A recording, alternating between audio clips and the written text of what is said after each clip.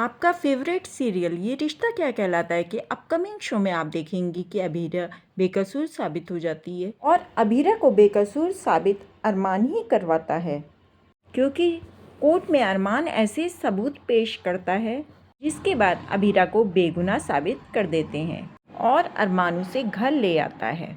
और अभीरा को घरवाले देखकर बहुत खुश होते हैं, लेकिन अभीरा खुश नहीं होती क्योंकि अभीरा अभी भी सदमे में है और मायरा अभीरा को इस हाल में देखकर बहुत अपसेट रहती है। मायरा बहुत टेंशन में रहती है कि उसकी मम्मा ऐसा क्यों कर रही है। मायरा जब अभीरा के पास भाग कर जाती है तो अभीरा डर के कमरे में भाग जाती है। लोग अभीरा को इस हाल में देखकर बहुत दुखी होते हैं। अभीरा को अचानक क्या हो गया है।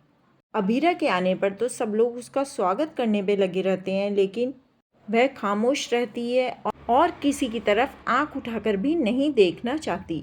वह बिस्तर पर भी नहीं सोती है, ज़मीन पर ही सो जाती है जैसे कि वह जेल में सोती थी। यह सब देखकर मायरा बहुत दुखी होती है और मायरा भी अभीरा के पास जाकर नीचे ही लेट जाती है, लेकिन अभीरा मायरा की तरफ बिल्कुल ध्यान नहीं देती। यह सब देखकर दादी सा को बहुत दुख होता है। तब वो मायरा के साथ मिलकर एक प्लान बनाती हैं कि वह अभीरा और मायरा को लेकर रात में निकल जाएंगी, लेकिन वो अभीरा और मायरा को लेकर कहाँ जा रही हैं ये वो मायरा को भी नहीं बताती। तब मायरा को बहुत दुख होता है कि उसने अपने पापा से इस प्लान के बारे में नहीं बताया, लेकिन दादी सा ने उससे साफ मना करा था कि किसी को नहीं बताना है इस बारे में। लेकिन अरमान को दादी सा पे शक होने लगता है। उसे लगता है कि कुछ ना कुछ तो गड़बड़ हो रहा है, लेकिन किसी को पता चले इससे पहले ही दादी सा मायरा और अभीरा को लेकर चली जाती हैं घर से दूर एक नए ठिकाने पर, जहां वो चाहती हैं कि अभीरा जल्दी से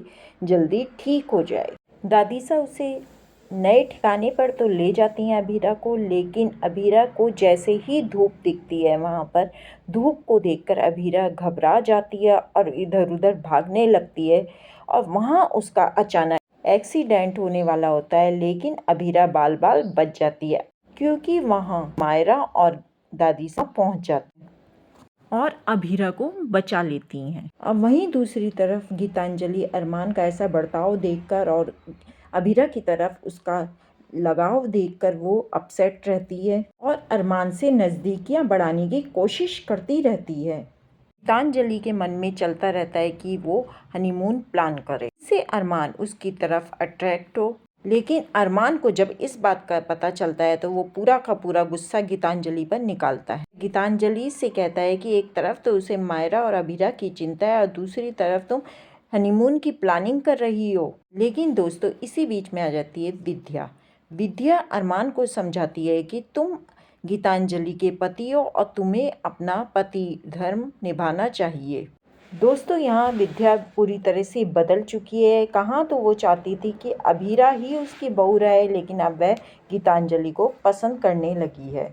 और यहीं पर दूसरी तरफ एक भजन समारोह का आयोजन किया जाता है पोदार हाउस में, और गीतांजलि यहाँ पे पूरी तरह से टेंशन में होती है क्योंकि वो देखती है कि अरमान का झुकाव अभीरा और मायरा की तरफ होने लगा है। भजन समारोह में गीतांजलि इतनी ज़्यादा दर्द में होती है कि वो डांस के जरिए अपना दर्द अरमान के सामने बयान करती है। लेकिन भजन समारोह में सभी अपने अपने में मस्त होते हैं, सब खुश होते हैं, पर अरमान को ये सब कुछ नहीं अच्छा लगता है। उसे लगता है कि अभीरा को ये एक्सेप्ट करने में बहुत देर लगेगी, लेकिन जब वह देखता है कि अभीरा भी मायरा के साथ कुछ खुश नज़र आती है, तब उसे लगता है कि शायद अभीरा अब हो सकता है सही हो जाए। आगे आने वाला एपिसोड और भी ज़्यादा इंटरेस्टिंग होने वाला है। देखने के लिए हमारे चैनल पे बने रहें और चैनल को सब्सक्राइब करें।